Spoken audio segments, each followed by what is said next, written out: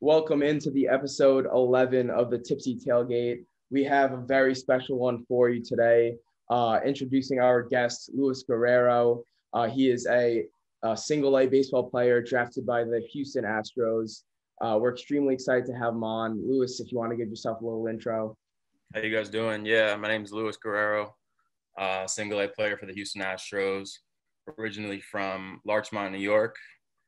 And yeah, man, I'm just grinding through the minor leagues, trying to make it, and excited to be here with you guys. Yeah, we're excited to have you. Very, very appreciative. So let's get into some questions here. Luis, what was your favorite team growing up, MLB team, and has it changed since becoming a member of the Astros? Well, I mean, I grew up like 20 minutes from Yankee Stadium, so growing up, I was always going to Yankee games with my dad, my family. So I gotta say the Yankees. But obviously, once I got drafted by the Astros, I became a diehard Astros fan. But I still follow the Yankees from time to time, and check up on the games and stuff like that. So yeah, we were thinking about that. I mean, Jake over there is a big Yankee fan. Yeah, huge Yankee fan. It's tough. I mean, I don't want to. I got to keep my allegiance to the Astros, but obviously, growing up with all those memories going to Yankee Stadium, it's me. Of course, me and Ben are actually huge Red Sox fans, and we were saying to ourselves before, if we were like you said, huge Red Sox fans, and we got drafted to the Yankees, it'd be really weird. It would feel really weird. Not gonna lie. I don't know how that transition would be, but at least you're not dealing with one of those things. Ben, you want to get to the second one? Oh yeah. So Luis, is there a player, past player or current player that you would say you model your game after? That's tough. I mean, I think I would model it after Kike Hernandez a little bit, just because he plays every position. He's versatile. So, I mean, I don't like to, I kind of just like to be myself, like the best version of myself. But if I take anything from anyone, it's definitely him, just how he's able to go from short to second to center field. So he's definitely someone I model my game after. Mm-hmm. Jake, you want to take one over? Yeah. And then like your favorite all-time player and then your favorite current player, who would that be? Favorite all-time player is definitely Roberto Clemente. Just because of not just what he did on the field. He had 3,000 hits. He was just a stud, but what he did off the field, helping his community. I'm half Puerto Rican, so obviously I have that with me. But everything he did, even the way he died in a plane crash bringing supplies to Nicaragua after an earthquake. So he's definitely my all-time favorite player. Favorite current player, I would say I like Tim Anderson. Tim Anderson's definitely a guy I like to watch, just the flair he has, the swag, and he's bringing excitement back to baseball, which we really need right now. So I definitely tune in every time he's on. Yeah, big time baller. I love Tim Anderson. A little bit more personal. I don't know if you're willing to answer. Your role model, maybe outside of baseball, anybody who kind of motivates you? Definitely my dad. My dad for sure. He came here. I'm half Dominican, half Puerto Rican. He came from the Dominican Republic when he was just 7. Yeah. So it's definitely something I could look at and really be thankful for and grateful that, he gave me the life I have today. He was always there, like taking me to tournaments, hitting the cage late nights. So I wouldn't be where I am today without my pops for sure. Awesome. So actually, Benny, so what motivates you as a player, and what are some of your long-term goals as a player? What motivates me, I would say being overlooked, especially, through high school and college. Being a smaller guy, not very tall, not very big, I was always overlooked and, kind of like pushed to the side. So I always had that chip on my shoulder when I went out there, like, I'm going to prove these guys wrong. And I'm just going to, I'll prove myself right, but as a result, prove them wrong, at the same time. So just being that underdog my whole career, honestly, just is what motivates me. And second question, what was the second question? What are some of your long-term goals? Oh, my long-term goals. Yeah. I mean, I want to play baseball for as long as I can. That's a long-term goal. I don't want to, put anything specific on it as far as like numbers go, because I don't really know, but I just want to stay healthy, keep learning new things every day, and just stay in this game as long as I can. Awesome. And then, and on a separate note, do you think that like the DH, do you think it should be in both leagues or just remain how it is? DH definitely needs to be in both leagues for sure, 100%. I mean, like I said before, baseball is, well, it's picking up a little bit now, but it's a dying sport in the last 5 years. I mean, people want to see offense. I mean, pitching duels are great, but at the end of the day, we want to see offense. We want to see home runs. So adding that DH to both the National League and American League is just gonna help the game tremendously. Yeah, that was something that a lot of players expressed their displeasure with this season, because with the shortened season, it was like that. It was implemented, and then they went back. They pulled back from it. But I definitely think in the coming years, we're going to see the full pledge to that. So another kind of controversial topic in baseball now is the shift in the infield and the outfield. Now players are pulling out shift cards, seeing who's up in the lineup, and kind of making a drastic move, sometimes four infielders on one side, sometimes even sending an infielder to the outfield on certain guys. What are your thoughts on that? Yeah, I mean, we do it with the Astros. We just did it today. We played a scrimmage today, and there was a lefty hitter, big pull guy, and I was playing second, so I was standing all the way in right field. So I mean, obviously, as a hitter, you don't like to see it when you're scorching one up the middle, and there's a guy that's right there, like just chilling. But obviously, when you're in the field and you're able to get the upper hand on your opponent, you like it. But I mean, honestly, they're implementing new rules in the minor leagues that are not allowing shifts. So some players, there has to be two guys on each side of second base, or like your feet have to be in the dirt. That's just something like they're playing around with just to speed up the game a little bit. Yeah, that's interesting. So, how do you feel about some of the unwritten rules in baseball? Do you like bat flipping? Do you not like bat flipping? How do you feel about that? I mean, I'm all for it. As long as you're not like disrespecting the game in any way, like then I'm cool. Obviously, like baseball is becoming younger and younger.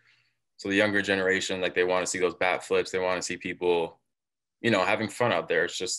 It's baseball has been like America's pastime, and I think we've gotten away from the fun aspect of it. And I think these younger guys like Tatis, Acuna, like they're bringing the bat flips, they're bringing the energy. So it's great to see. I love it.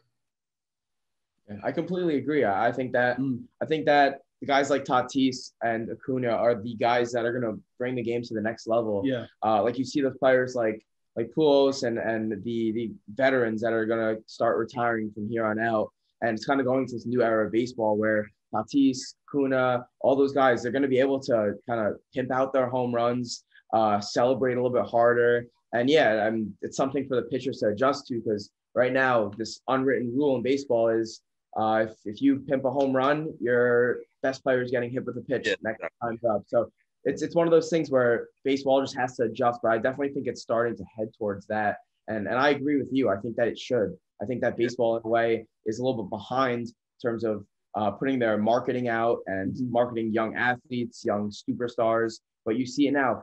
Fernando Tatis is almost on a commercial every other day. You see it. He's on MLB The Show, the cover. So it's one of those things where they're kind of expressing it more, and I think they're going towards the different approach that they've usually taken. Yeah, and when you see a pitcher, like they get it out in a big game or late innings, like they're pumping their fist, they're yelling. So it's like, why can't us? Yeah, exactly. So why can't us hitters do it when we get a big hit or a home run? You know what I'm saying? Bit of a double standard there. Yeah, a little bit. For sure. And then Luis, what would you say is your best memory, your best baseball memory that you've had in your life? Best baseball memory, I would say I had a pre-draft workout right before I got drafted with the Miami Marlins. I was able to work out in front of Derek Jeter at Marlins Park. Wow. So that was pretty cool. Just, I was hitting BP. He pulled me to the side. He was talking about, obviously I'm from New York. He was talking about New York a little bit to me. Just the approach, just talking about baseball. So it was like, I was like in a dream. I couldn't even believe that he was talking to me. But yeah, it was definitely something. I even got a video of it actually. So something I'll always remember. As a Yankees fan, that has to be crazy. Yeah, obviously growing up, like going to see him play is just, it was surreal for sure. Yeah, that's really cool. Going off that, actually, are there any other guys that you've idolized that this experience has let you see and kind of have a conversation with? Definitely got a chance to talk with some of the Astros players when they were over here. I got to talk with Correa a little bit, talk to McCullers Jr. and just like their approach, their mental toughness, and their road to the big league. So it definitely motivates me. As a young guy, I'm able to, like I said before, like younger guys are coming up earlier. We got 21, 22-year-olds like breaking into the league. So definitely motivated me to keep working and know I could get there eventually in the next couple of years for sure. For sure. Going back on the kind of the baseball opinions, do you like analytics in baseball? They're obviously a bigger role in all sports at this time, but do you like the kind of, rather than the eye test, the analytics side of baseball? Yeah, I think it's I mean, you got to take it with a grain of salt too. You don't want to lose yourself in analytics, but it's a tool. Like we have, before every game, they put up a chart in the dugout, and it shows like the percentages of what pitch the pitcher is going to throw, like in certain counts. So we're able to like take that and have a better plan when we go up to the plate. So in that sense, I like it. But when it comes to like, diving in too deep, like with numbers, launch angle, all that stuff, like you can really get lost and forget how to actually play baseball. You know what I'm saying? Yeah, no, I agree. I think you mentioning launch angle is kind of a big thing there. Nowadays, everything's launch angle this, launch angle that. Like, what happened to just getting through the zone and hit a nice line drive? But I agree with you.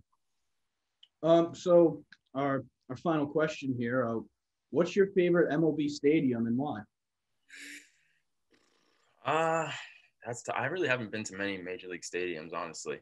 I would say I've been to Nationals Park. That was pretty nice. Say Nationals Park. It's overlooks all of DC.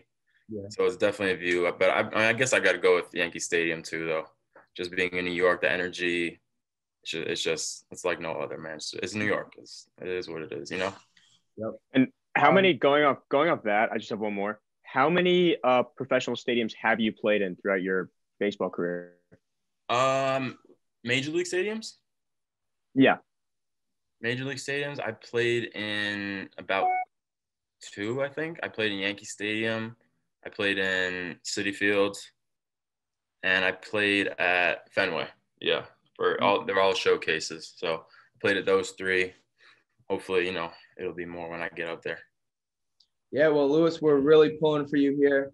We're very excited to see what you got in the coming years. If you want to plug like your Instagram or anything, go ahead. Now's your time. Any last words? Yeah, my Instagram is at realguerrero44, and yeah, I appreciate you guys having me. It means a lot, and just gonna keep working, man. Keep doing your thing. Good luck, my guy. All right, man. Take care. Thank you. All right, guys. Bye. So we hope you guys enjoyed that. We're gonna still touch on a couple more topics, but we're very happy that Lewis came on, and we want to thank him again. Great insight, and we hope you guys enjoyed that part. But let's get in a little bit more baseball here. Biggest surprises so far in the MLB season. What do we got here? I mean, we're starting to heat up. There's a lot of teams that have disappointed, a lot of teams that have impressed, and we're kind of heading into the time where players are no longer rusty from the offseason, and they're starting to get going. So, what do you have? You have anybody in particular? The biggest surprise to me was my team, the Boston Red Sox. Yes, sir. A horrible start, going 0-3 to start the year, but listen, 7 straight wins. They're scoring a ton of runs, and JD Martinez is playing out of his mind. Scorching hot. Batting .472, 5 home runs, 16 RBIs. Even a guy like Rafael Devers, Yes. 4 home runs in the last 4 games. Yeah. So, the bats are hot, and hopefully it keeps going.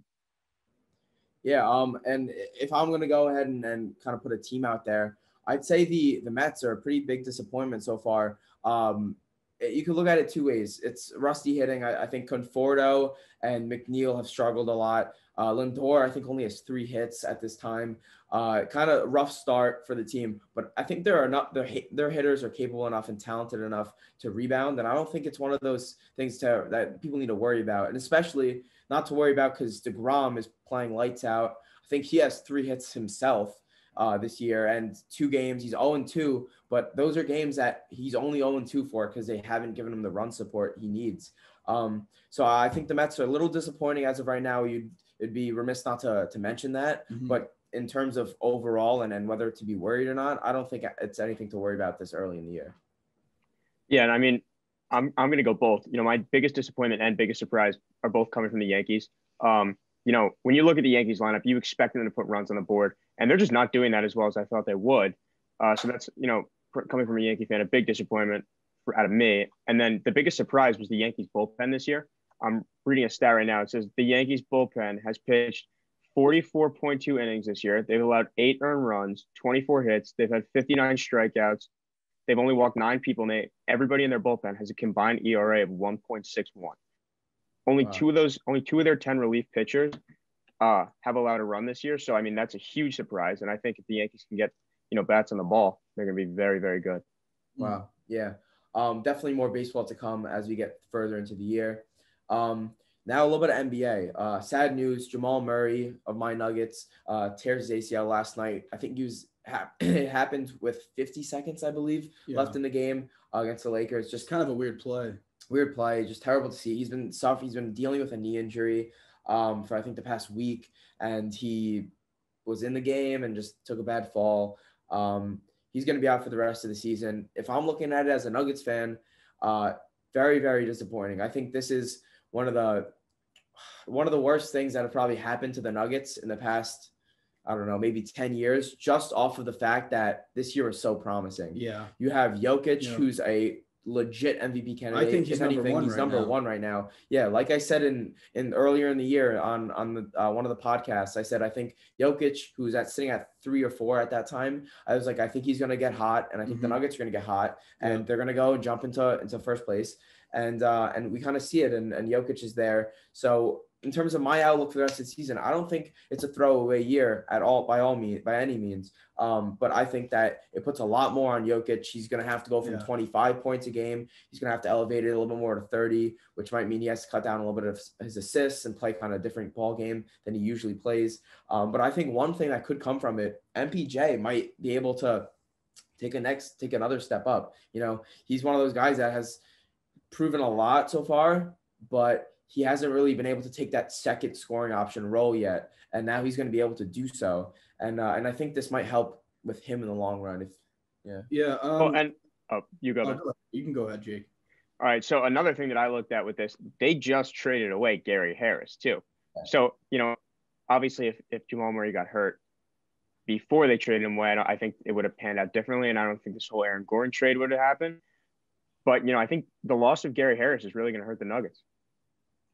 Yeah, I agree. And he's a defensive guy, Gary Harris, but you lose, it's going to be on Composa. And I'm not sure when or if Monte Morris is coming back anytime soon. But it's one of those things that it's a loss that really hurts, especially for what he's shown he's been able to do in clutch moments like the playoffs, like last year. So that's definitely where it really hurts. Yeah. In my opinion, this is a devastating injury to the Denver Nuggets. As you said earlier, Nikola Jokic playing MVP caliber basketball. To me, if Bron and AD came back and they weren't looking, they're looking a little shaky, not very healthy, I was ready to have the Nuggets as my pick to come out of the West. Yep. But with this injury, I just can't do it. I know and it's going to be interesting to see because this is one of the first times we've seen this Nuggets team suffer an actual big injury for a certain period of time. So we're going to have to see. But as of right now, this MVP ladder is looking like Nikola Jokic at 1. This one has Damian Lillard at 2 and then Embiid at 3. Obviously, Embiid came back from that injury. But I think Embiid still is right there. I think it's Jokic, Embiid, 1 and 2.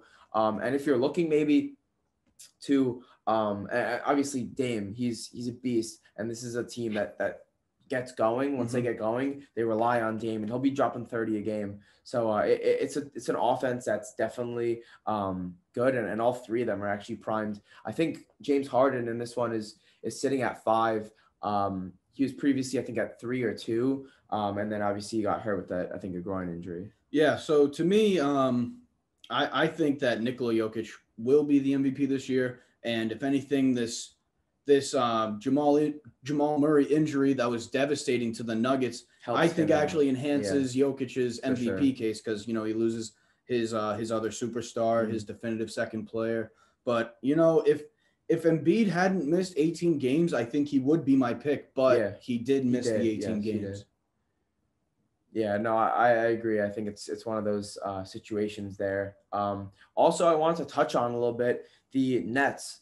I don't think that big three of theirs has really played in many games together all at once. And is that going to be something that we're worried? Is this one of those things where they think they could just flip the switch in the playoffs and run it all three of them together? Or is this something that you think they're going to struggle with when it gets into the crunch time because none of them have been able to really have that play time together? Well, to me, one thing that helps them out in this situation is that the Eastern Conference is so weak this year and so top heavy. It's really just, in my opinion, the only teams that could really give a team in the West a run for their money is Philly and Brooklyn. Yeah. But, I think that they're going to have time towards the end of the season and, a 2 easier-ish playoff series that's going to help them build chemistry, and I think they'll be ready to go.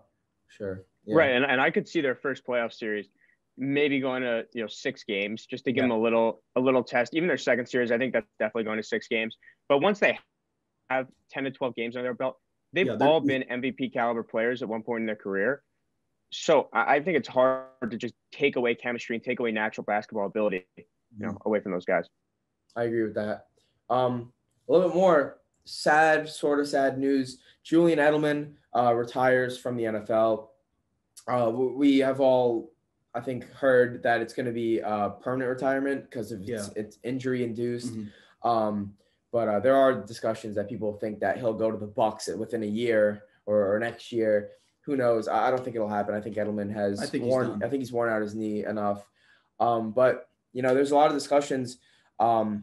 Most people on the side of no Hall of Fame for Julian Edelman. But there's definitely some people, including me, that think that there is an argument there. I'm not saying he is a Hall of Famer, but I'm also saying if you rule him out right away and kind of like laugh at that, I think you're not really looking at his playoff impact and his impact in the greatest dynasty in sports history enough. A couple stats I want to ring off before we start talking about it. He's second in the 3 biggest receiving stats in playoff history behind Jerry Rice, I think in either all 3 of them or 2 of them.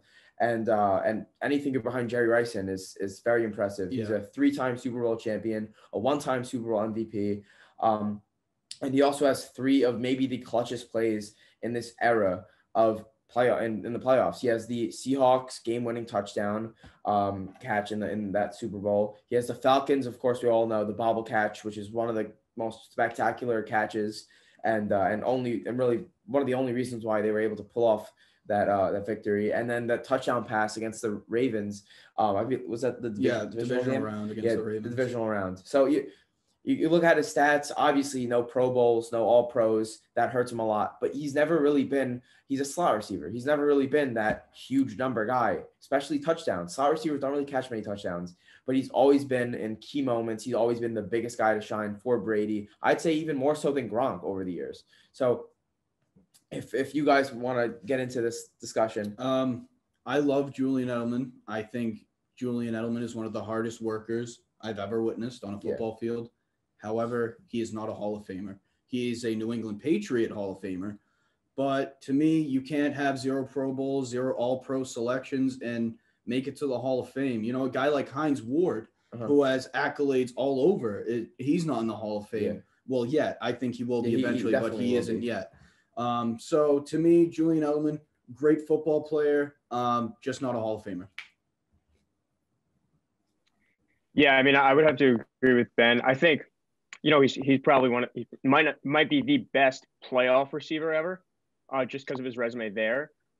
But I still don't think he's done enough. He's never been a guy who you could say, oh, he's a top 10 receiver in the league. He's definitely had his games where he's been the best, player on the field, but that doesn't come as often as, Julio Jones, DeAndre Hopkins. He's never in that contention. As a Patriot fan, could you ever say, yeah, I would trade Julian Edelman for Julio Jones? No, you couldn't. I mean, I just think he was a very good asset to Tom Brady, but he was always the second option to Gronk, during that whole time, which allowed him to do as good as he did. And I'm not discrediting him for anything he did because he was a very good receiver. There were points where he was actually the 3rd option in that offense. Right. Yeah, I could say, but I think when push came to shove in a big game, especially maybe even a playoff game, it would be James White and Edelman. And if James White was not having a good game, Edelman would be like he did in the Super Bowl against the Rams, over 10 catches, over 100 yards, having a spectacular game, kind of carrying the offense. And there would be games where if Edelman is getting doubled, he'd still be able to get open. But in those games where he was doubled and he couldn't get open or triple covered, or he was just getting locked down, it was pretty much always an offensive bad game. There was never really a day, unless the run game was really going, where Edelman not having a decent game was still something the offense could overcome. Unless, of course, Gronk put up a crazy number game or James White had 10, 11 catches like sometimes he'd have. So like I said, like, I'm not saying he's a Hall of Famer, and if I'm going to give an answer, it's going to be no, he's not a Hall of Famer. But I think people are kind of overlooking how big playoffs and big games matter. Because if you're giving me one guy to take as a receiver in a playoff game, to take a slant across the middle and take a hit and 1, not fumble, 2, get right back up, and 3, do it again 3 more times until they're in the end zone, it's Edelman. He takes the hits. I don't know how he even survived this long, because he's one of those guys. He's an all-time Aiden favorite. One of my favorite players in maybe the Patriot Dynasty history. Just a guy you could get along to love, and he's one of those guys too, off the field too. When the whole Myers Leonard situation happened this year, he offered to sit down with Myers and invited him to dinner and all this thing. So he's a great guy. I love him. And I wish him well in his retirement. I do agree with you that there is a case, and someone saying that he doesn't even belong in the company. That's just disrespectful. This guy put up phenomenal numbers in the postseason. He's just, he's not quite. He didn't do it enough. He's not quite a Hall of Famer. Yeah, and I agree. And lastly, today on the episode, Mel Kiper comes out and says Mac Jones is a lock at number 3 for the 49ers. I mean, this is a surprise, because if there's any truth to this, that means Trey Lance and Justin Fields are there. And in all honesty, if you told me Trey Lance and Justin Fields would be there from 4 on, I'd say, I know the Bengals need an offensive lineman at 5, but I think they might trade down and be able to take, maybe we'll take Slater and maybe 3, 4, or 5 picks later, but we'll trade down and it'll go Mac Jones 3, Justin Fields 4, Trey Lance 5, or the other way around. And if it's like that, a run 5 quarterbacks in a row is the likes we've never seen before. Yeah. So as I said this a few episodes ago. This always seemed like the most interesting draft maybe of all time to me. And with each week, each day that goes on, it gets even more interesting. Yeah, just another nod. Yeah, it is. It's very interesting. Yeah, I mean, I saw something as well that Mac Jones' pro comparison in the draft was Kirk Cousins. I saw that too. Why? If let's say Kirk Cousins is a college quarterback this year, would you draft him at 3? No. I don't get what this whole hype around Mac Jones is. He's an Alabama quarterback who's had the best receivers in the country by a landslide.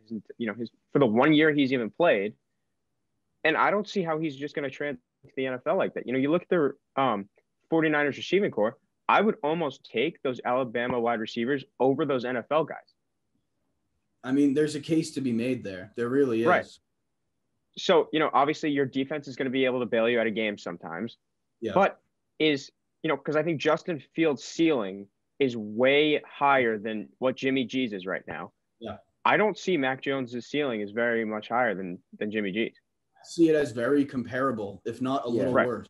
Yeah, and like you said, the whole Kirk Cousins thing. Didn't Kyle Shanahan get enough of Kirk Cousins in Washington? Yeah, exactly.